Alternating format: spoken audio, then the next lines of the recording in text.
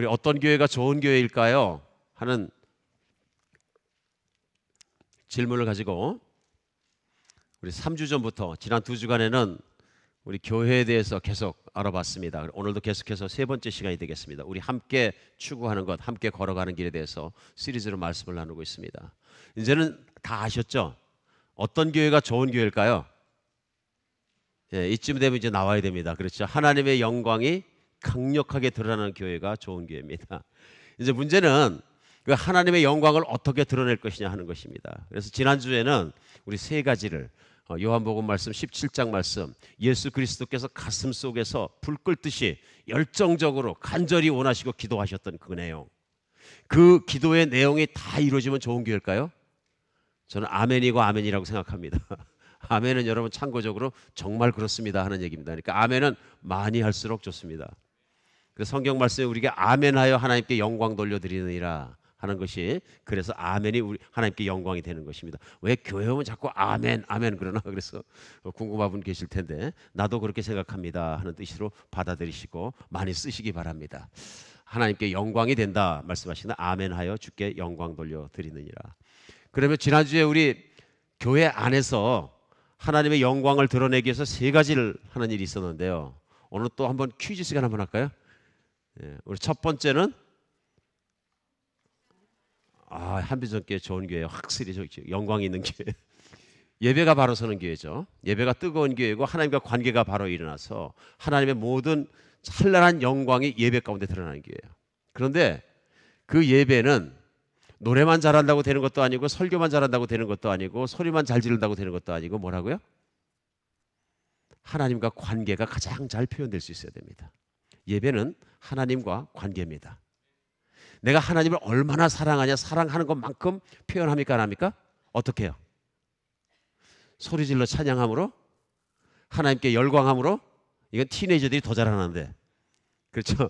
하나님께 열광함으로 찬양하는, 노래하는 거죠. 또 어떻게 해요?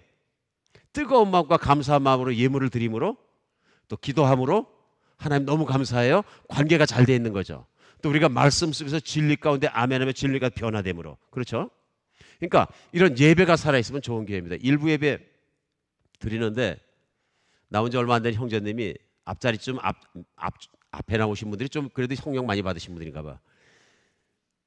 사관생도처럼 앉아 계신 거예요. 연세가 사관생도 나이가 아닌데 40대를 좀 넘은 것 같은데, 의자 그 등받이에 등을 안 대시고, 그게 이제 사관생도 자세거든요. 똑바로 앉아 그냥 정말 빨려 들어오시더니 막 들으시는 거예요. 막. 야, 참 형제가 참 귀하다. 그렇게 생각하고 있었는데, 잠시 한 5분 교제를 나누는데 자세가 참 좋으세요. 그랬더니 이유가 있습니다. 왜 그렇습니까? 그랬더니 제가 졸릴까봐. 졸릴까봐. 등에 등을 대면 졸리니까 팍 부탁해서 한 자도 안 놓치려 들었는데, 근데 1시간 동안 안 졸리더라고요. 그분이 그러시면서, 어떻게 그렇게 안 졸라고 노력하는 마음이 생기셨습니까? 그러니까 제가 교회는 오래 다녔지만 교회를 잘 모르는 사람인데, 제가 오랫동안 알고 지내던 한비전 교인께서 그러면서 뭐 특정 사람 이름을 대시는 거예요. 얼마나 많이 변했는지, 얼굴도 편안해졌고, 삶도 좋아졌고, 가정도 좋아졌고, 사역도 하시고, 너무 아름다운 목자님이 계셔서 그 목자님 때문에 도전받아서 교회를 나왔대. 자기도 그렇게 되고 싶고, 너무너무 되고 싶어서 어떻게 할 수가 없어서 졸릴까봐 자기 이렇게 앉았는데 안 졸리더래. 근데 제가 그래서 말씀드렸어요. 저도 그렇게 하고 싶어요. 근데 저는 아직 찬양할 때 손을 못 들거든요. 그러더라고요. 그래서 손을 드는 건 좀 있으면 저절로 되는 겁니다. 억지로 드는 게 아니고 들고 싶어지는 겁니다. 그랬더니 정말이에요? 그러시는 거예요. 정말입니다. 그래서 그분께 말씀드렸어요. 그렇게 간절히 원하시는 건 성령을 받기 원해서 그런 거지만, 제가 이렇게 볼 때는 이미 성령을 받으신 겁니다. 성령의 충만함을 받으면 어떤 현상이 일어나냐면요, 하나님을 간절히 알기 원합니다. 이건 성령을 받았기 때문에 그런 현상이 일어나는 거죠. 그랬더니 정말이에요. 그래서 확신하셔도 좋습니다. 이미 하나님이 선한 일을 형제님 가운데 시작하셨고, 이미 보이지 않지만 하나님이 내 가운데 오셨고, 그분이 당신을 뜨겁게 하시고, 손드는 건 아무것도 아닙니다. 번쩍번쩍 뛰기도 하실 겁니다. 속이 너무 기쁘기 때문에. 내가 가식이 아니라 진실로 천지를 만드신 하나님이 만났다는 그 정말 그 은혜 가운데 뛰실 겁니다. 그때 이제 그분 아멘 하고 가셨으니까 아멘 잘하실 거예요 앞으로. 얼마나 감사한지 모르는 예배가 살아있는 교회. 두 번째는 뭐였죠? 예, 제가 악착같이 지금 복습하는 게 너무 중요하기 때문에 예, 맞죠? 많은 분이 아시는 게 한비전교회 진짜 좋은 교회예요. 진리로 변화하는 교회예요. 좀 아까도 말씀드렸죠. 사람이 변화하면 하나님의 영광이 드러나고 사람들이 보다 야, 저 사람 저런 사람 아닌데 언제 저렇게 달려졌냐? 그럼 어떻게 해요? 기갈이 일어납니다. 야, 나도 한번 가보고 싶다. 그럼 어떻게 됩니까? 하나님의 영광이 사람을 끌어들이는 거죠. 이게 뭐냐면요, 진실로 하나님의 영광과 성령의 능력으로 말미암아서 말씀의 능력으로 사람이 달라지는 겁니다. 사람이 왜 변화합니까? 생각이 달라졌으니까요. 마음이 달라졌으니까, 진리가 달라졌으니까요. 변하는 겁니다. 교회는 성령의 능력으로 역사해서 사람이 달라지는 것, 진리로 변화하는 것이 좋은 교회입니다. 성령의 파워가 있는 교회입니다. 세 번째는 뭐였죠? 예, 사랑으로 하나 되는 교회. 사랑으로 하나 되는 교회. 우리 왜 하나 되는 게 중요하냐면요, 우리 그 요한복음 17장에 지난주에 보면은 예수님 꿈에도 바라는 소원은 뭡니까? 내가 아버지 안에 있고 아버지가 내 안에 계신 것처럼 저희들도 우리 안에 있어서 하나 되게 하옵소서. 성경은 하나 되면 되는 겁니다. 하나 되면요, 그 하나됨이, 하나님과 내가 하나됨이 한 마음이 된 것이 일어나는 게 뭐냐면요, 목장교회예요. 말씀드렸죠? 우리가 작은 교회 목장교회 안에 갔더니 예전에는 그냥 가면은 내 주장만 하고 내 소리만 내고 뻣뻣하고 목에 들고 목을 따져서 내가 이기고 오르면 끝나는 것 같아요. 오르는 것보다 더 중요한 게 그게 뭔지 아세요? 사랑하는 겁니다. 훨씬 더 파워풀한 게요. 내가 옳고 그런 걸 따지는 게 아니라 나는 당신을 사랑합니다 하고 섬기는 것입니다. 이게 훨씬 더 성숙한 거죠. 목장에 가서 보니까 저 사람 배우기도 많이 배운 것 같고 뭐 돈도 좀 있는 것 같은데 바짝 낮추고 성도들을 섬기는 걸 보니까 야, 도대체 이게 무슨 일이냐. 그러다 보면 무슨 마음이 생기냐면 사랑의 기갈이 걸립니다. 그러면서 목원들과 목자가 하나가 되고, 그런 하나된 목장이 열심히 서로 사랑하고 섬기는 모습을 보면 하나님의 영광이 드러납니까? 안 드러납니까? 드러나는 거죠. 그러니까 어떻게 할 때 교회가 가장 하나님의 영광을 못 드리고 반대로 하나님의 얼굴에 먹칠을 합니까? 간단하죠. 싸울 때. 저 교회는 못 쓰는 교회야. 어떤 교회예요? 싸우는 교회고 분열하는 교회예요. 자기 잘났다고 목소리 큰 교회고요, 그런 사람들이 판을 치는 교회예요. 이 교회는 틀린 교회예요. 그렇죠?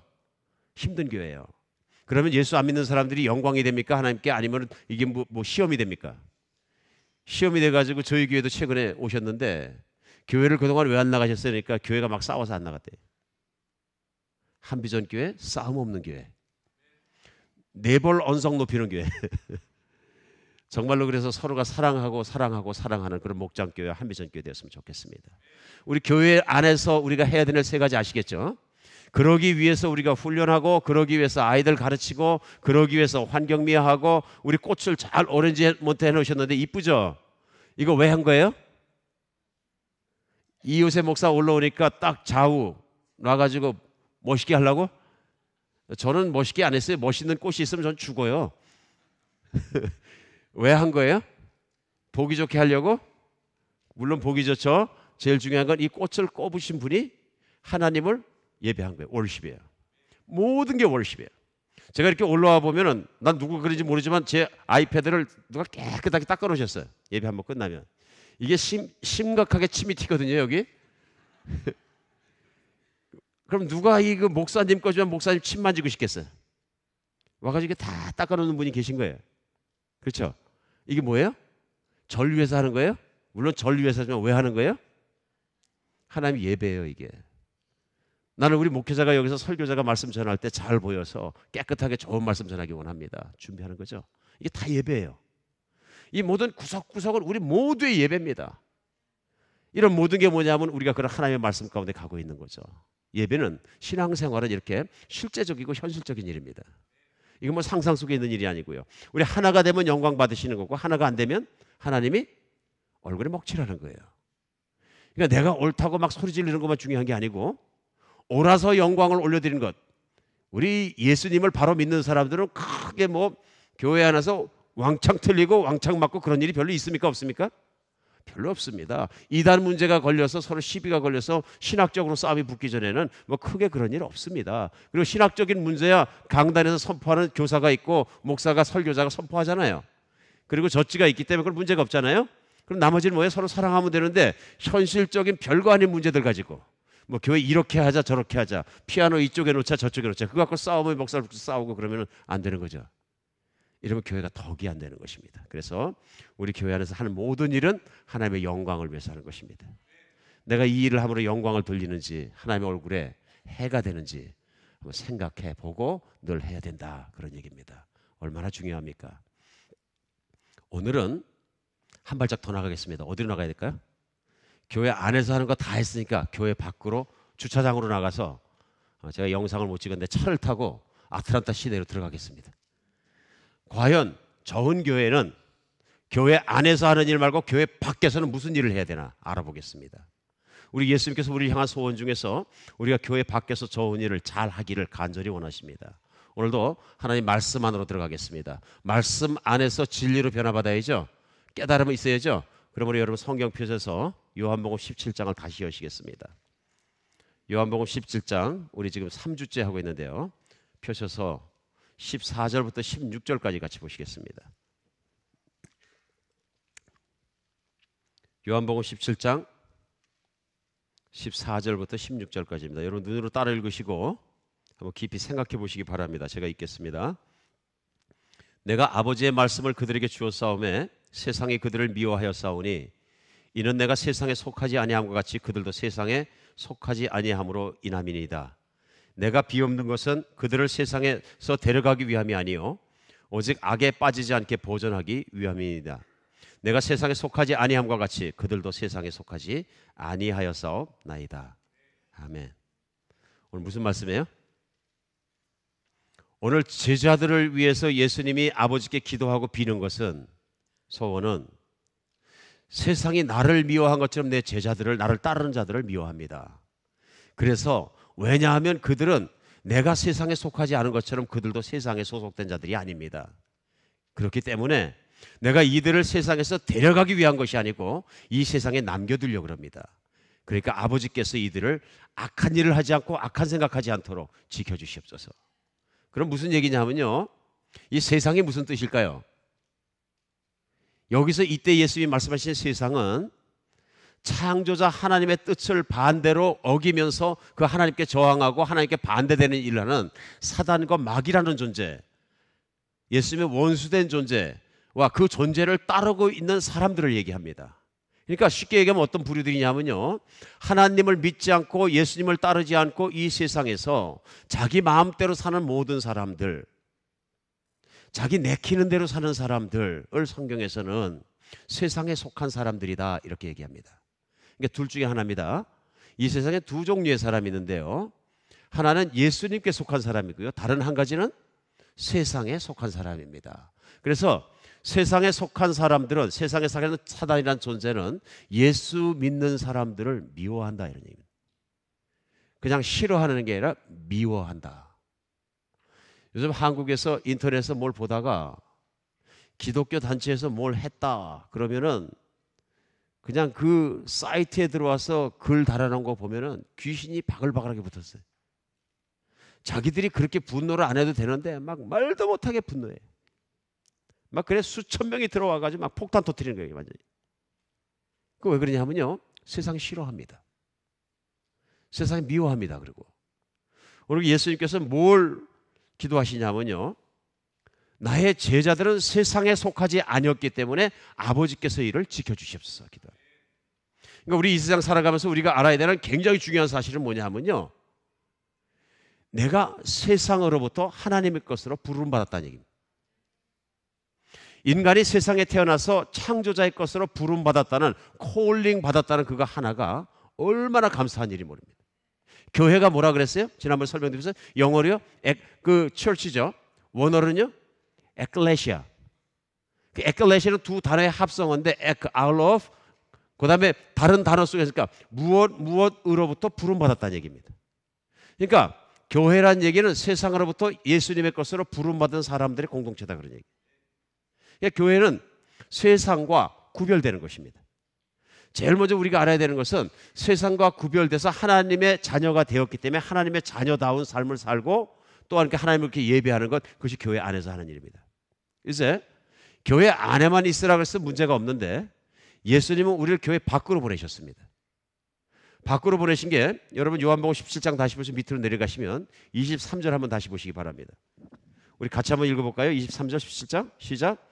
곧 내가 그들 안에 있고 아버지께서 내 안에 계시어 그들로 온전함을 이루어 하나가 되게 하려 하면 아버지께서 나를 보내신 것과 또 나를 사랑하신 것 같이 그들도 사랑하신 것을 세상으로 알게 하려 함이로소이다. 오늘은 세상으로 알게 하려 함이로소이다. 거기다 밑줄 그시기 바랍니다. 뭐를 세상으로 알게 한다고요? 예수님을 따르는 제자들이 예수님 안에 있고 아버지께서 우리 안에 계시다. 그래서 온전해진 하나가 된 것을 세상이 알게 하는데 어떻게 해요? 아버지께서 예수님을 사랑한 것처럼 예수님을 따르는 제자들도 하나님이 사랑하시는 것을 세상이 보게 하여 주옵소서. 믿으십니까? 하나님이 살아계신 걸 하나님이 영이십니다. 눈으로 볼 수 있어요? 없어요? 못 봅니다. 나는 하나님 눈으로 봤는데 그럼 조금 기도하셔야 됩니다. 성경이 분명히 말씀하시거든요. 눈으로 못 봅니다. 육신은 육신일 뿐입니다. 그렇죠? 하나님은 영이셔야 온 천하를 다스리시죠. 그런데 그 하나님이 이 땅에서 보이는 길이 뭐예요? 하나님을 따르는 제자들의 삶 속에 나타나셔서 하나님의 사랑이 그들의 삶 속에 보이는 것입니다. 믿으십니까? 이게 뭐냐면 하나님이 하나님 자신을 드러내시는 방법이에요. 오늘 그 말씀이에요. 그래서 아버지께서 나를 사랑하시고 나를 따르는 제자들을 또한 사랑하시는 걸 세상이 보게 하여 주옵소서. 그래서 내가 기도하는 것은 아버지께서 그 제자들에게 사랑하시고 총회하시는 것을 다 드러내 주시옵소서. 어떤 면에서요? 영적으로, 정신적으로, 육체적으로 삶을 통해 드러내 주셔서 뭔가 세상에서 갖지 못한 것을 가지고 있는 보물을 가진 자의 모습을 일으켜 주시옵소서. 그런 뜻입니다. 세상이 부러워하게 하여 주시옵소서. 만약에 세상이 부러워하지 않으면 어떻게 된 거예요? 신앙생활이 뭐가 잘못된 거예요. 어디가 병났거나 고장난 겁니다. 우리가 이렇게 말씀을 나누고 주일마다 말씀을 나누는 이유고 성경 말씀에서 뚫고 들어가는 이유는요, 그 고장난 데를 고치는 겁니다. 그러면 반드시 하나님의 영광이 드러나게 되어 있습니다. 하나님의 복이 드러나게 되어 있는 줄 믿으시기 바랍니다. 이 자리가 그래서 복 받는 자리죠. 왜 복 받느냐면 막혔던 복의 통로가 뚫히는 자리거든요. 내가 잘못 생각하고 잘못 믿고 잘못해갖고 꽉 막혀있던 내 복의 자리가 확 뚫히는 자리들인 줄 믿으시기 바랍니다. 오늘 그런데 예수님께서는 이렇게 제자들을 자기의 것으로 부르시고요, 세상으로부터 자기의 것으로 사랑하셨는데 거기서 끝나는 게 아니고요, 세상으로 보내셨습니다. 그래서 오늘 요한복음 17장 끝나고 18장으로 넘어가면 예수님이 바로 붙잡히시고요, 그 다음에 재판받으시고요, 죄도 없는 것을 뒤집어 쓰시고 어떻게 되면 십자가에 피 흘리고 돌아가십니다. 죽으시고 3일 만에 부활하시고요, 제자들이 다 낙심해서 흩어져 있을 때, 그랬다 제자들끼리 모여서 어떤 방에 있는데 예수님이 호련히 나타나십니다. 부활하신 예수님이. 첫 번째 하신 말씀이 뭐예요? 짜잔이에요? 짜잔은 아니었던 것 같고요. 첫 번째 하신 말씀이 요한복음 20장 21절에 나와 있습니다. 몇 장 넘기셔서 20장 21절에 보면 나와 있습니다. 요한복음 20장 21절에요. 네, 고맙습니다. 저희 한비전교회는 성경 찾는 교회입니다. 빨리 찾는 것도 이거 영성이야. 그 한번 여러분 성경으로 한번 같이 읽겠습니다. 시작. 예수께서 또 이르시되 너희에게 평강이 있을지어다. 아버지께서 나를 보내신 것 같이 나도 너희를 보내노라. 아버지께서 천국에서 나를 이 땅으로 보내셔서 아버지의 뜻을 이루시고 영광을 받으시고 나에게 영광을 주신 것처럼 나도 너희를 어디로요? 세상의 한복판으로 보내노라. 나도 너희를 보내노라. 세상으로 보내노라. 제자들이 이 말을 딱 들었을 때는 세상에 가서 뭐 하라 그러는지 알았을까요? 몰랐을까요? 몰랐을 것 같습니까? 우리가 신앙인들이 이걸 모르기 때문에 교회가 축복의 문이 닫히고 개인의 신앙인들의 축복의 문이 닫히는지를 기억하시기 바랍니다. 예수님이 내가 어떻게 되길 원하는지 알아야 그대로 살고 그대로 살아야 복의 문이 열리는데 그대로 살지 못하니까 복의 문이 깜깜하게 닫혀버리는 거예요. 그냥 교회만 온다고 복을 받는 건 아니고요, 그 말씀을 듣고 변화받고 말씀대로 살았을 때 하나님의 능력과 복이 임하는 것입니다. 중요한 거죠. 말씀이 중요한 게 왜 중요하냐면요, 말씀은 하늘문을 열기도 하고 닫기도 하는 줄 믿으시기 바랍니다. 오늘 그래서 중요한 건 뭐냐면 제자들이 알았습니다. 너무 잘 알았습니다. 뭘 하라 그러는지. 왜냐하면 우리가 얘기하는 복음서, 곧 마태복음, 마가복음, 누가복음, 요한복음까지, 오늘 요한복음 하고 있습니다만은 그 복음서 안에 보면 가득 쓰여 있는 게 뭐냐면요, 예수님이 하신 일과 예수님이 하신 말씀이에요. 맞습니까? 근데 그 말씀과 하신 일 보면 무슨 일을 하셨어요? 제자들은 그걸 3년 반 동안 지금 보아온 거죠. 그러니까 너무 잘 알았어요. 뭘 하라 그러시, 무슨 말씀이지요. 오늘은 그걸 여러분과 제가 깨닫는 아침 되었으면 좋겠습니다. 우선 마태복음 9장 35절로 36절에 보면요, 조금 앞으로 찾으신 마태복음이 있는데요, 9장 가서 35절로 36절을 찾아보시면 압축적으로 예수님이 무슨 일을 하셨는가 하는 것이 나오는 것이 있습니다. 예. 있죠? 마태복음 9장 35절이면 제가 읽어드리겠습니다. 예수께서 모든 도시와 마을을 두루 다니사 그들의 회당에서 가르치시며 천국 복음을 전파하시며 모든 병과 모든 약한 것을 고치시니라. 무리를 보고 불쌍히 여기시니 이는 그들이 목자 없는 양과 같이 고생하며 기진함이라. 보세요. 예수님께서 모든 도시와 마을을 두루 다니셨다고요. 바쁘셨을까요? 안 바쁘셨을까요? 엄청나게요. 열정적으로요. 체력이 하는 한 제자들을 데리고 가장 많은 마을을 돌아다니면서 열심히 몰았다고요? 사역하셨다고요. 왜 그렇게 하셨을까요? 그것이 아버지가 예수님을 보낸 뜻입니다. 제자들과 함께 해변가에 가서 선탠하고 노신 게 아니고요. 뭐 어떤 영화 보니까 제자들하고 뭐 예수님 하고 따라가면 얘들아 그러고 막 이런 영화 있던데 난 너무 웃었어. 그래갖고 예수님 뜻도 모르고 저런다. 예수님 진짜 바쁘셨어요. 그런 게 아니거든요. 예수님 사랑했다 그러니까 우리 뭐 수일 씨 이거 생각하니까 그런 거죠. 그렇죠? 그래서 그런 거죠. 그런 사랑이 아니죠. 그보다 훨씬 더 큰 아가페 사랑이다 그런 얘기예요. 우리는 자꾸 감정적 사랑을 생각하는데요. 그래갖고 예수님은 체력이 닿는 한 정말 지쳐 쓰러질 때까지 가장 많은 사람, 가장 많은 마을을 들어가기를 애쓰셨어요. 뭐 하셨다고요? 회당에서 가르치시며 천국 복음을 전파하셨다고요. 천국 복음을 전파하는 게 먼저예요. 그게 뭡니까? 너희가 이 땅에서 지금 고생하고 있지만 천국이 가까이 왔느니라.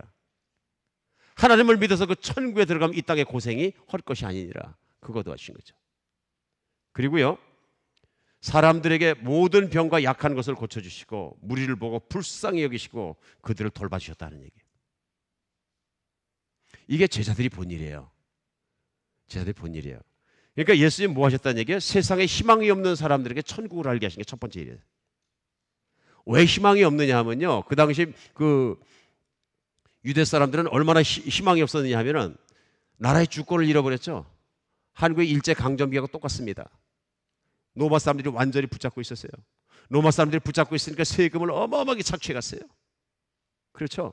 피지배 민족이니까 엄청나게 가져가는 거죠. 사람도 막 착취해 가고요. 삶에 대한 뭐 완전히 희망을 잃어버리는 거예요. 그런데 로마 사람만 뺏어가는 게 누가 뺏어가느냐 하면 또 이스라엘을 다스리고 있는 왕들이 또 뺏어가요. 동네에 있는 또 힘센 사람이 뺏어가요. 그럼 먹고 살 게 있어요, 없어요? 없습니다. 2000년에 예수님이 오셨던 당시의 역사책들을 뒤져보면 유대인들이 대개 그때 당시에 보통 서민들이 몇 끼를 먹었냐면 한 끼에서 많이 먹어야 두 끼 먹었어요. 배불리 못 먹었어요. 그러니까 예수님도 허기진 배를 똑같이 그렇게 하고 그 사람들과 살아가면서 돌아다니신 거예요. 음식이라고 아주 척박한 거 천지고요. 근데 그때 당시 로마 사람들은 네 끼 먹었다 그럽니다. 그것도 엎드려서. 그러다가 진짜 돈 많은 사람들이나 귀족들은 더 먹고 싶어 토하고 또 먹었다 그래. 요즘도 그런 사람 혹시 계신 것 아닙니까? 우리 그냥 살찌서 못 먹죠. 요즘 음식 없어서 못 먹는 게 미국 교회 거의 없죠. 그러니까 그 유대인들이 그렇게 가난하게 살았는데 그 가난이 벗어날 가능성이 없는 거예요. 지금은 뭐 벤처 산업을 하고 뭘 하고 로또가 있고 어떻게 하면 갑자기 부자가 생기는데 부동산 잘 사고 재테크하면 부자가 나오더라고요. 근데 그때 당시에는 농업하고 그다음에 목축업 하는데요. 농업이라는 게 자기 땅이 없고 아니면 자기 땅이 있더라도 자기 땅이 작으면 가난한 자는 농사 짓고 할아버지도 농사 짓고 아버지도 농사 나도 농사 지면서 다 뺏어가고 나면 하루 두 끼밖에 못 먹고 한 끼밖에 못 먹는데 부자가 될 가능성이 있습니까? 없습니까? 제로. 희망 있습니까? 희망 제로. 무슨 일이 생깁니까? 낙심하죠. 사람들이 낙심하죠. 그러니까 예수님이 그 낙심한 사람들 가운데 들어가서 이 세상에 있는 삶이 마지막이 아니니라. 그러니까 그 당시에도 배부르고 그런 사람들은 복음을 잘 안 받아들이는 거예요. 왜? 이 세상이 천국 같거든요. 나 뭐 종들 많고 몇십 명 몇백 명 있고 그냥 왕처럼 사는데 이 세상 좋은데 왜 나쁘다 그래? 다음 세상 가기 싫어. 가난한 사람들은요, 희망이 없는 사람들은요, 듣죠? 예스, 아멘, 나 거기 가고 싶습니다. 그것만이 나의 희망입니다. 그래, 가는 곳마다 뭐 하시냐면 천국 복음을 전해서 그들이 갖고 있는 가장 배고픈 것, 그게 뭐예요? 희망을 주신 거예요. 환상 속에 있는 거짓 희망이 아니고 진짜 희망을 주신 거예요. 그리고 그들을 위해서 십자가에 못 박혀 죽으시고 3일 만에 부활하셨을 때 사람들은 그것을 보고 믿으면서 나도 부활하고 정말 희망이 있다. 이 세상이 끝이 아니고 시작이구나. 내가 시작에는 힘들어도 내가 천국을 바라보고 이길 수 있다 하는 소망과 희망을 갖게 된 것입니다. 그리고 그들이 절대적으로 필요한 것들을 채워주셨어요. 버림받은 여인에겐 용서함을 주고요, 정신적인 치료를 해주시고, 배가 고픈 사람들 들판에 모여 있으니까 오병이어 기적을 일으키셔서 배부르게 떡을 먹게 하시고, 하나님이 어떤 분이신가를 보여주셨다는 얘기입니다. 하나님은 사람들의 필요를 채워주시기를 원하십니다. 그래서 예수님은 제자들에게 첫 번째 설교를 하실 때, 강론하실 때 마태복음 5장에 보면은 산상수훈, 우리가 거기에서 첫 번째 팔복, 이런 사람이 복이 있느니라 하고 사람에 대해서 설명하자마자 그 뒤에 따라오는 말씀이 행위입니다. 그러면서 그 삶의 태도에 대해서 마태복음 5장은 뭐라고 가르치냐면요, 16절에서 17절까지를 제가 읽어드리겠습니다. 이같이 너희 빛을 사람 앞에 비치게 하여 너희의 착한 행실을 보고 하늘에 계신 너희 아버지께 영광 돌리게 하라. 내가 율법이나 선지자를 폐하러 온 줄로 생각하지 말라. 폐하러 온 것이 아니라 완전하려 왔느니라. 보세요. 이같이 너희가 너희 빛을 사람 앞에 비추어 너희 착한 행실을 보고 하늘에 계신 아버지께 영광 돌리게 하라. 우리가 세상 안에 나가서 사람들을 예수님처럼 도와주고 착하게 살면 우리가 빛이 되고 하나님의 영광이 드러난다, 이런 얘기. 그러니까 우리가 교회 밖에서 해야 되는 일이 뭡니까? 착하게 살아서, 이기적이고 내 욕심만 위해서 사는 것이 아니고, 내가 배불리고 내 자식만 위해서 사는 것이 아니고, 내 이웃을 챙기고 내 주변을 챙기면서 그들의 필요한 것을 채워줌으로 말미암아서 하나님의 영광이 드러나게 하라. 오늘 이게 너무나 중요한 말씀입니다. 왜 중요하냐면요, 신앙생활에 성공하는 사람보다 신앙생활에 실패하는 사람이 이 세상에 너무나 많다는 거예요. 인류의 역사가 그렇습니다. 성경이 보여주시는 구약의 역사도 그렇습니다. 구약에 나와 있는 하나님의 선택받은 사람들이 누구예요? 부름받은 사람들이 누굽니까? 구약의 에클레시아가, 구약의 교회가 어디 있습니까? 구약이 이스라엘이죠. 이스라엘은 성경은 완전히 실패한 예배자입니다. 왜 그렇습니까?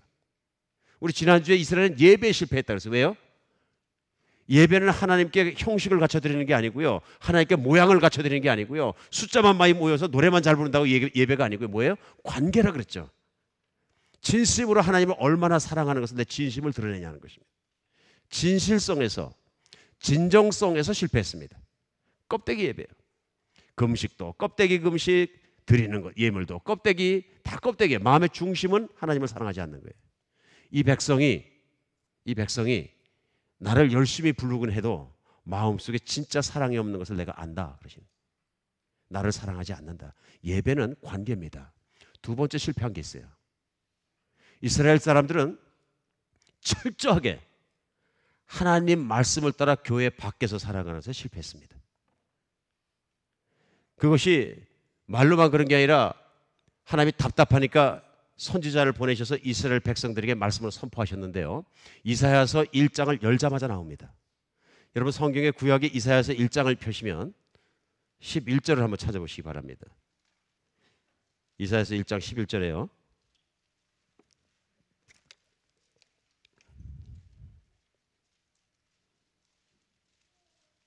우리 이사야서 1장 11절에서 14절까지 우리 한번 다 같이 번갈아 읽어볼까요? 여호와께서 말씀하시되 너희 무수한 재물이 내게 무엇을 유익하뇨? 나는 수장의 번제와 살찐 짐승의 기름에 배불렀고 나는 수송아지나 어린 양이나 숫염소의 피를 기뻐하지 아니하노라. 너희가 내 앞에 보이러 오니 이것을 누가 요구하였느냐? 내 마당만 밟을 뿐이니라. 헛된 재물을 다시 가져오지 말라. 분향은 내가 가증히 여기는 바요. 월삭과 안식일과 대회로 모이는 것도 그러하니 성회와 아울러 악을 행하는 것을 내가 견디지 못하겠노라. 내 마음이 너희 월삭과 정한 절기를 싫어하나니 그것이 내게 무거운 짐이라 내가 지기에 곤비하였느니라. 뭐라 그러세요? 나한테 예배 좀 드리지 마라 그러시는 거예요. 나한테 헌금도 가져오지 말고 나 그거 싫다. 재물도 가져오지 말고 나 그거 싫다. 그리고 심지어는 부담스럽다. 왜요? 예배 드리고 나가서 바깥에선 다른 사람들의 재물을 탈취하는 너희들을 예배를 내가 어떻게 받겠느냐 그러니. 교회 밖의 삶이 틀렸다 그런 얘기예요. 교회 밖에 살며 내 마당만 밟는다. 성전만 더럽게 할 뿐이지 왔다 갔다 할 뿐이지 아무리 그래도 나는 마음에 감동이 없다 그런 얘기예요. 그래서 그 결과를 어떻게 선포하시냐면요. 너희가 손을 펼 때 내가 내 눈을 가리고 너희가 많이 기도할지는 내가 듣지 않겠다. 15절입니다. 이는 너희의 손에 피가 가득함이라. 16절은요. 너희는 스스로 씻으며 스스로 깨끗이 해 내 목전에서 너희 악한 행실을 버리며 악행을 그치고 선행을 배우며 정의를 구하며 학대받는 자들을 도와주며 고아를 위해 실현하며 과부를 위해 변호하라. 무슨 얘기예요? 너희가 네 이웃을 사랑하는 것을 행동에 옮기고 이웃을 사랑해라. 그러오면은 내가 너희 예배를 고맙게 받고 너희에게 복을 주겠다. 이런 말씀이십니다. 오늘 이스라엘 백성이 뭐에 실패했습니까? 예배를 안 드린 겁니까? 아니요. 철저하게 드렸어요. 그런데 교회 밖에 나가면 엉망이에요. 이거 남의 얘기입니까? 수천 년 전에만 이런 일이 있습니까? 요즘 사람들 표현 방식대로 하면 뭐예요? 아니거든요. 아니거든요. 우리의 삶이거든요. 우리의 삶이거든요. 정말 그렇거든요. 교회에서 정말 집불 있고 뭐뭐하는 장로님이 뭐 장로님만 그렇겠어요? 제가 들은 게 장로님 얘기를 들었으니까. 무슨 얘기를 하다가 그분 얘기를 하니까 어떤 분이 펄떡펄떡 뛰어 그냥 안 믿는 분이. 왜 그러냐 그랬더니 그분 우리 회사 보스인데 말도 하지 마세요. 세상에 예수 안 믿는 사람보다 훨씬 독합니다. 아주. 세상에 내가 그렇게 독한 사람 처음 만나봤어요. 자기밖에 모릅니다. 인정사정 없고 뭘 인정하기는 아주 말할 수 없고 돈밖에 모르는 사람입니다. 이런 얘기죠. 내 직원 하나 따뜻하게 감쌀 수 있는 재량이 없다면 그것도 어떻게 기독교인이 되겠느냐 그런 얘기죠. 어떻게 기독교인이 되겠느냐. 내가 내 주변에 있는 사람 하나 마음 편안하게 평안을 지켜줄 수 없는 사람이라면 어떻게 리더가 되고 기독교인이 되겠느냐. 내가 내 집에 가서 내 가정에서 내가 정말 그 가정에 필요한 것을 다 채울 수 있는 사람이 되지 못한다면, 가정을 마음 편안한 곳으로 만들 수 없다면 내가 어떻게 하나님의 사람이 되겠느냐 그런 얘기죠. 그런 얘기입니다. 리고레 목사님이요, 하나님 메시지를 오늘 들으십니까? 이 세상에 21세기 사는 사람들이 하여튼 5가지 난제가 있다, 안 풀리는 문제가 있다 그랬어요. 제일 먼저 문제가 뭐냐면요, 세계의 최대 난제는요 영적인 공허감입니다. 둘째는요 자기중심적인 리더십이고요, 셋째는 빈곤이고, 넷째는 질병이에요. 다섯째는 문명과 교육 부족입니다. 여러분과 제가 앉아서 지금 마음 편하게 있는 이 시간에도 지구 안에는 어디선가는요 자살하는 사람들이 있어요. 세상이 너무 힘들어서. 그리고요 여러분과 제가 마음 편하게 밥 먹는 이 순간에도 지구 안에 수천만 명의 아이들과 어른들은요 하루에 한 끼를 제대로 못 먹습니다. 한 끼를. 절대적인 음식이 부족합니다. 지금 이 순간에도요 에이즈가 번지고 사정없이 번지고 컨트롤이 안 되니까 아프리카의 한 나라의 평균 수명이 40세가 안 되는 것 알고 계십니까? 한국의 평균 수명이 뭐 82점 몇 세를 올라간다고 막 기염을통하고 난리칠 이 순간에도 어떤 지역들의 질병이 번져서 불과 1달러면 살릴 수 있는 병을 살리지 못해서 죽어가는 아이들이 많다 그런 얘기죠. 이게 지구를 내다보시는 하나님의 마음이거든요. 이게 현실이거든요. 이런 현실 속에서 하나님이 어찌 너희들이 잘하였다 착하고 충성된 종아 한 말씀을 하시겠느냐 그런 얘기죠. 이게 현재 여러분과 제가 살고 있는 지구의 문제입니다. 오늘 그럼 우리 정리해 보겠습니다. 말씀을 다. 이스라엘이 실패했고 우리 신앙의 선배들이 다 실패했다면 우리는 오늘부터 어떻게 살아야 되겠습니까 하는 문제입니다. 오늘 우리 예수님께서 간절히 기도하신 내용, 세상으로 이들이 하나님의 복받은 것, 사랑받는 걸 알게 하옵소서. 그리고 내가 아버지께서 나를 보내시면 내가 너희를 세상에 보내노라. 그래서 보내졌을 때 세상 안에서 우리는 무엇을 하고 살아야 하나님 영광이 드러나겠습니까? 첫 번째입니다. 천국의 희망을 나눠줘야 합니다. 천국의 희망을 나눠. 세상은 희망이 없습니다. 한국이 세계에서 눈에 띄게 잘 살게 됐다는 건 누구나 다 아는 일입니다. 세계 10대 무역국 중에 하나예요. 잘 사는 거 맞습니다. 돈 많은 거 맞습니다. 그런데 삶의 수준이 올라가는 동안에 더 빠른 곡선으로 올라간 그래프 하나가 있어요. 뭔지 아십니까? 자살률입니다. 잘 살게 됐으면 자살률이 떨어져야 되는 거 아닙니까? 그렇죠? 인생 고로 삶을 포기하는 사람들이 많이 있으니까요. 반대입니다. 잘 살게 되면 될수록 자살률 막 올라갑니다. 우리가 알잖아요. 하루에 평균 66명 이상의 시체가 자살로 죽어서 누워있는 겁니다. 대한민국만, 남한만 세계 1위의 자살공화국이에요.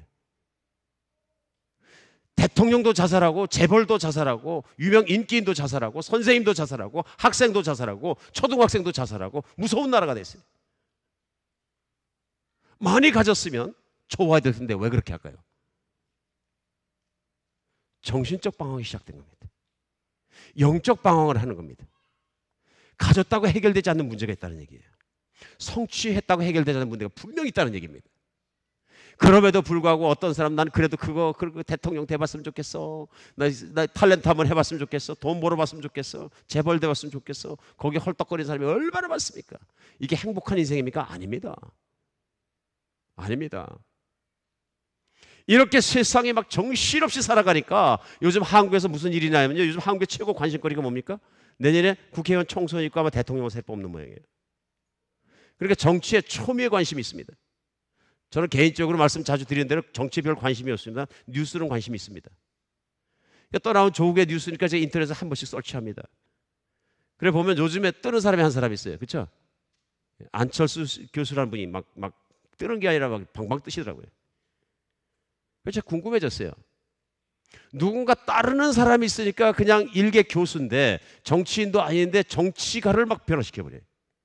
막 여당이 재편하고 야당이 재편하고 막 그 사람은 정치하겠다고 아직 공언도 안 했는데 막 난리가 났어요. 그럼 한 사람의 그 입김의 영향력이라는 게 무섭게 들어가는데 그 관심이 가잖아요. 그래서 찾아봤어요. 이 사람이 뭐가 이렇게 대한민국을 막 들끓게 하나. 그게 너무나 간단한 사실이에요. 뭔지 아십니까?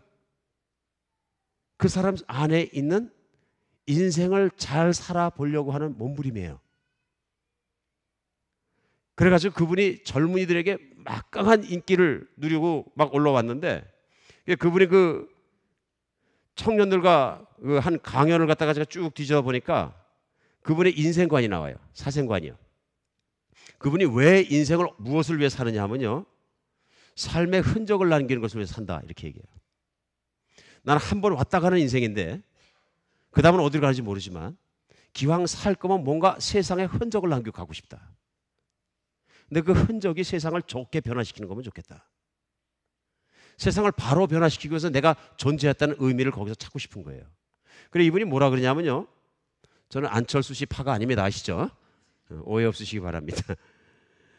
이름을 남기겠다는 환상은 없으며 이름은 남지 않지만 사람들의 생각이 바뀐다든지 뭔가 바람직한 제도가 생긴다든지 제가 만든 조직이나 일이 남는다면 하는 제가 살아있다는 흔적을 남기는 것이 제 희망입니다. 젊은이들한테 그렇게 얘기하는 거예요. 그래서 실제로 이 사람은 그렇게 살기 위해서 서울대 나서 의사가 됐다가 의사는 몇 명의 사람을 고칠 수 있지만 광범위하게 사회를 바꿀 수는 없는 거예요. 그렇죠? 개인이. 안 되니까 어떻게 했냐면 의사 가운을 벗고 공학을 연구해가지고 벤처기업을 기업을 변화시켜서 우리 한국은 잘 살아야 되니까 영향을 남겨보자. 그래가지고 소위 컴퓨터에 있는 바이러스 잡는 컴퍼니를 벤처 비즈니스 만들어서 성공했잖아요. 그걸 해서 성공해보니까 이 기업에서 영향력을 끼치는 게 별것이 없다. 영향력이. 그러니까 그 다음에 한 게 뭐예요? 인재를 양성해서 하면 더 크게 변화를 주겠다. 그래서 교수로 들어간 거 아닙니까? 이제 교수로 들어가서 하다 보니까 무슨 생각이 드는 거예요? 교수보다 더 큰 일이 정치를 들어가서 바꾸면 더 크게 바꾸겠구나. 무슨 얘기입니까? 삶의 흔적을 더 깊이 남기겠구나. 한국의 문제는 리더십의 문제구나. 그럼 그 리더십을 바꿔줄 수 있다면 한국에 큰 흔적을 남길 수 있다. 이게 이분이 에이밍하는 포인트예요. 근데 왜 젊은이들이 열광할까요? 자기들 뜻과 같거든요. They want changes. 20대로 대한민국에 산다는 것이 얼마나 고달픈 인생인지 모릅니다. 지금 왜 그런지 아십니까? 선배들이 기득권을 다 붙잡고 있거든요. 맞습니까? 그럼 20대가 어떻게 올라가야 됩니까? 몇천만 명에 한두 명 그냥 특출한 사람들이 벤처 비즈니스하고 뭐 스탁 브로커하고 그래서 막 크겠지만은 평범한 사람들은 희망이 없는 거예요. 그러니까 말단 공무원 취직시험 하나 놓고서는 뭐 70대 1 몇백 대 1과 그 바늘구멍 같은 데 뚫고 지나가는데 그 뚫고 거길 지나갔다고 해서 자기 인생이 다 끝난 것도 아니에요. 그냥 말단 공무원 하다 죽는 거예요. 인생의 실링이 보입니까? 안 보입니까? 보이죠. 희망이 안 보이잖아요. 자기 존재가 무의미하잖아요. 아무것도 아니잖아요. 이렇게 방황하는 세대 가운데 희망을 자꾸 주는 거예요. 아니다. 당신도 할 수 있다. 그리고 당신도 이 세상을 변화시켜 무언가 쓰임새 있는 존재로 살다가 갈 수 있다. 축혀주니까 좋은 리더죠. 그런 면에서는. 그러니까 막 밀물 몰려들지 그냥 몰려들어갖고 따르는 거예요. 무슨 얘기하는 겁니까 지금? 세상에 진정성을 가지고 진정한 희망을 줄 수 있는 리더들이 부재하기 때문에 리더의 문제, 이기적인 리더가 너무 많으니까 그 이기성 있는 리더성에서 진정성을 발견 못하니까 사람들이 따를 사람이 없는 거예요. 리더의 공황장애가 걸린 거예요 지금. 따를 만한 리더가 없다 이렇게 된 거예요. 신뢰할 만한 리더가 없다. 제가 보기엔 분명히 그렇습니다 지금. 근데 문제는 뭐냐 하면요. 문제는요. 교회가 교회 구실을 못했다는 거예요. 안철수 씨가 가지고 있는 것보다 훨씬 더 큰 비전이 교회 안에 있거든요. 젊은이들이 한번 붙잡으면 영원히 놓지 않을 만한 희망과 비전이 복음 안에 있거든요. 예수님은 이 땅에 오셔서 2000년 전에 그렇게 살아가는 유대인들, 희망이 없는 유대인들을 향해서 아니라 이 세상은 끝이 아니고 시작일 뿐이라. 스스로 십자가에 못 박히시고 3일 만에 부활하심으로 말미암아 하나님이 살아계시다는 것과 다음 세대가 열려 있다는 것을 증명하셨잖아요. 그때부터 시작해서 사람들이 따르기 시작하고 예수님 만나서 인생의 희망을 붙잡고 변화한 사람이 수십억이 되어진대. 안철수 씨가 문제가 됩니까?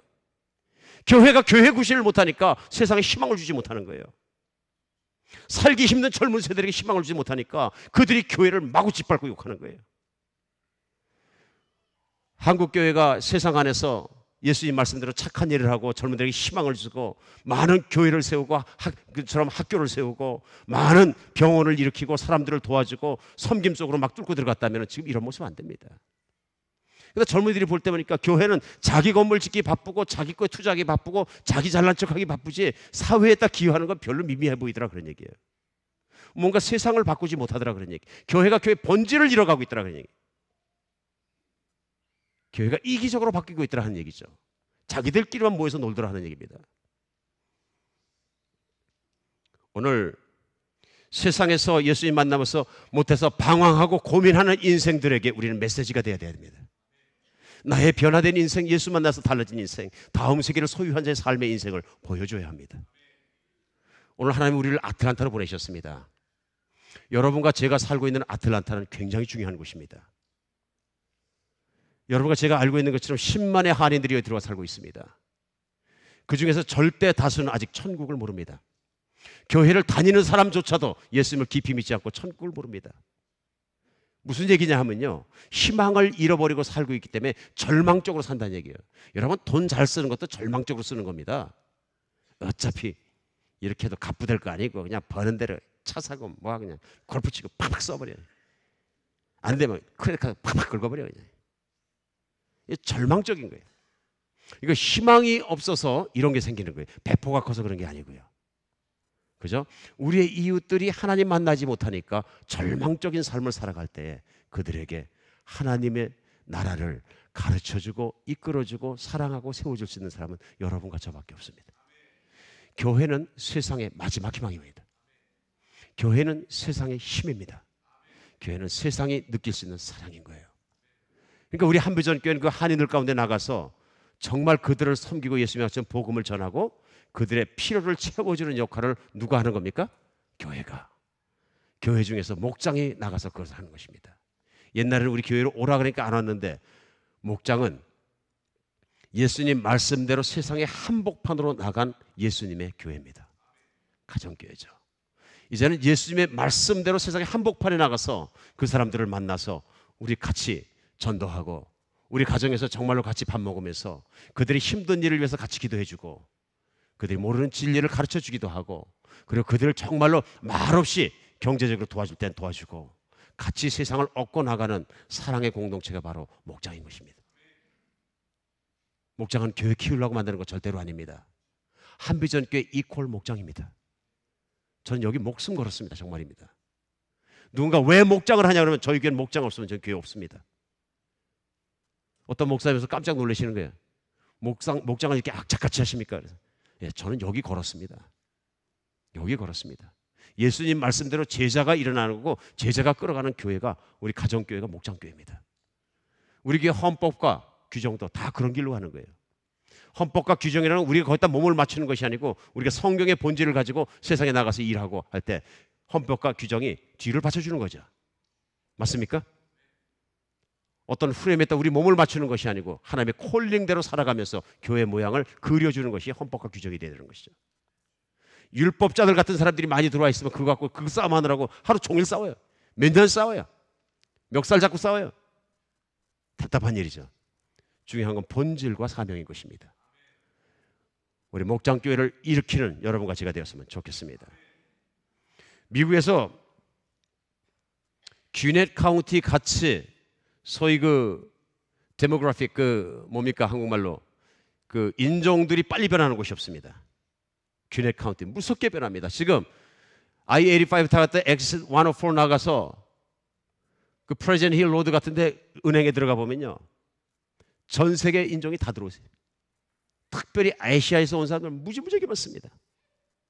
예전에는 선교하려고 멀리까지 나가 있었는데요, 우리 앞마당이, 우리 뒷마당이 선교지입니다. 너무 많아요. 제가 자주 말씀드리지만 베트남 사람, 우리 귀넷 카운티에 사는 사람이 3만 명인데 그 3만 명 중에서 99%는 교회 가지 않습니다. 하나님도 모릅니다. 그 중에 많은 사람들은 보트 피플이에요.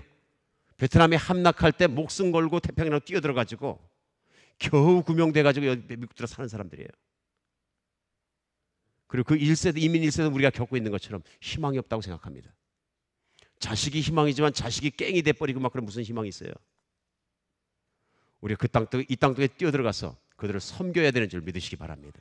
하나님의 은혜가 우리를 이끌어 주시고 정말 우리가 가지고 있는 천국, 우리가 가지고 있는 예수님으로 이 지역을 변화시키는 여러분과 제가 되었으면 좋겠습니다. 가끔 어떤 분들이 저한테 충고하세요. 목사님 자꾸 1000명의 목장 세운다 그러지 마세요. 그럼 목사님 좀 그리디해 보여요. 그래요. 저도 압니다. 그랬어요. 목사님 지금 10,000명 교회 하시겠다는 거예요. 그럼 다른 교회 다 쓰러져요. 그래요. 저도 압니다. 저도 압니다. 저는 10,000명 교회 하겠다는 얘기 하지 않았고 1000명의 목자가 있으면 좋겠다고 비전을 가지고 뛰어갑니다. 왜 그럴까요? 이 지역은 복음으로 점령돼야 합니다. 복음으로 점령돼야 합니다. 그리고 사람들에게 희망을 줘야 합니다. 이런 꿈이 없이 어찌 살겠어요? 지금은 이렇지만 하나님은 언젠가는 애틀란타가 성시화, 홀리 시티가 될 줄 믿습니다. 수많은 한인들이 다 나와서 하나님을 찬양하는 그런 도시 될 줄 믿습니다. 우리가 이런 하나님의 능력을 믿는 비전이 없다면 어떻게 뛰겠어요? 우리 세상을 변화시키도록 부름받은 사람이라는 것 기억하시기 바랍니다. 오늘 두 번째로는요, 첫 번째는 우리는 영적인 그런 필요를 지역 안에 채워줘야 되고요, 두 번째는요, 육신적인 필요를 도와줘야 합니다. 육신적인 필요를요. 우리 예수님께서는 이 땅에 오셔서 제자들에게요, 둘씩 묶어가지고 돈도 없이 세상 안으로 보내셨어요. 그러니까 이렇게 가서 사람들을 어떻게 도와줍니까? 그러니까 걱정하지 말아라. 하나님이 도와줄 거 줄 테니까 걱정하지 말고 가라. 실제로 가면서 천국의 복음을 전하고 사람들의 필요를 채워주고 도와주고 사람들의 몸도 고쳐주고 돌아와서 보고하는 장면이 성경에 나옵니다. 오늘날 우리에게 이런 것이 필요합니다.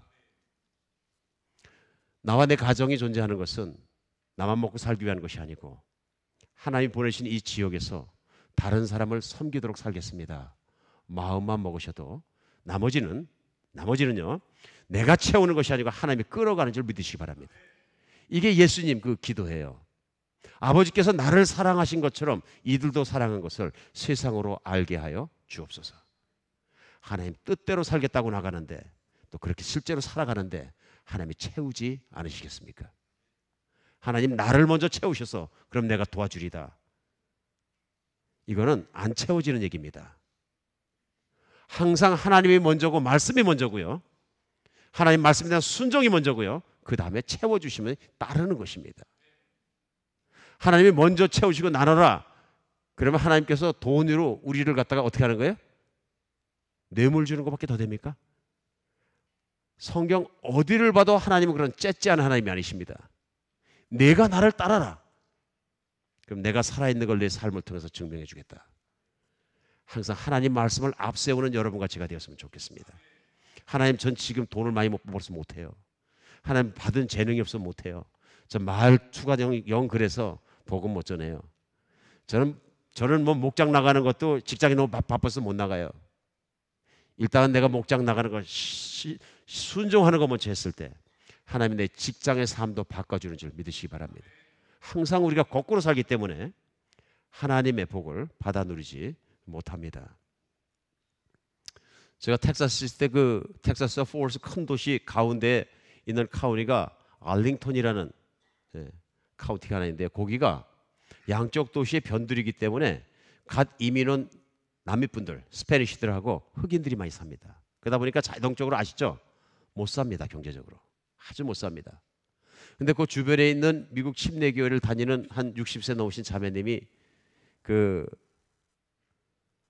학교 교장 선생님을 하다가 은퇴하셨는데요. 체구도 아주 왜소하시고 바짝 마르셨어요. 이렇게 만나서 제가 이렇게 보면은 야, 이 자매님한테 무슨 그런 힘이 나올까? 그래서 의심될 정도로 정말 65이 넘으셨고 그런데 대단한 일을 하셨어요. 뭐냐면요. 정말 은퇴하고 도와주기 위해서 사람들 앞에 가서 그 길거리 코너에서 교회에서 도네이션 받아서 옷걸이나 나눠주고 이렇게 시작했는데 그것이 점점 더 많아지더니 자꾸 도네이션도 많아지고 도와줄 사람도 많아지니까 그 사람들 도와주면서 한 사람 한 사람 도와주기 시작했는데 결국은 성경 공부를 시작하게 됐고요. 그냥 그들의 필요만 채워주는 것이 아니라 영적 필요를 채워주기 위해서 그 아파트 단지에 모이면 내가 이렇게 해주겠습니다. 그러고서는 그 사람들 모이게 해가지고 한 사람 한 사람 성경 공부를 시작했는데 지금 성경 공부가 수백 군데 합니다. 교회보다 더 세요. 거기에서 일하는 발런티어가 수백 명이고요. 큰 캠퍼스처럼 만들어가지고 수십 대 트럭이 들락거리면서 가족들을 도와주고 있고요. 뭐 거기에서 지금 헌신해서 일하는 클리닉 의사들만 해도 수없이 많고요. 그 지역과 도시를 완전히 바꿔가고 있습니다. 하겠습니다. 그리고 길거리 나선 왜소한 최고의 은퇴한 자매님 한 분을 통해서 하나님은 위대한 일을 하십니다.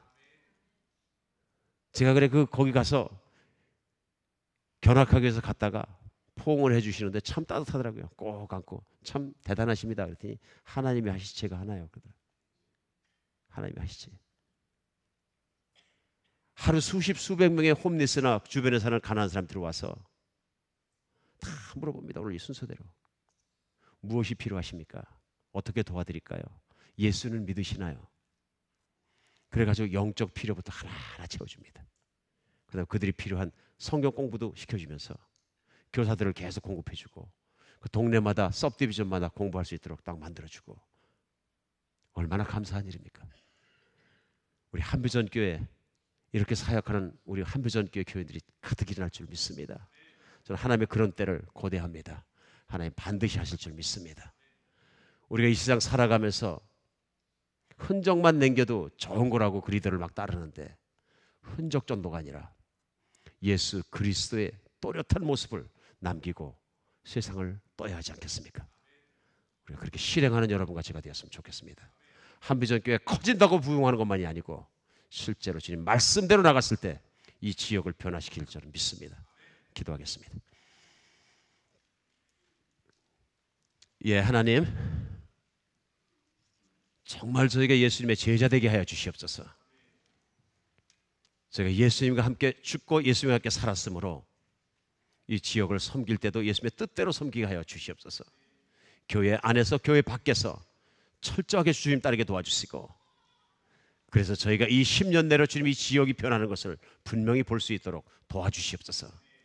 하나님, 우리의 비전은 오직 아버지의 영광이 이 지역 가운데 드러나는 비전 하나 붙잡고 끝까지 뛰어갈 수 있도록 도와주시고, 세상에 비판하거나 미워하는 어떤 소리가 들릴지라도 우리 꿋꿋이 주님의 뜻만 따라서 뛰어가는 저희 되게 하여 주시옵소서. 그리스도 예수 이름으로 기도합니다. 아멘.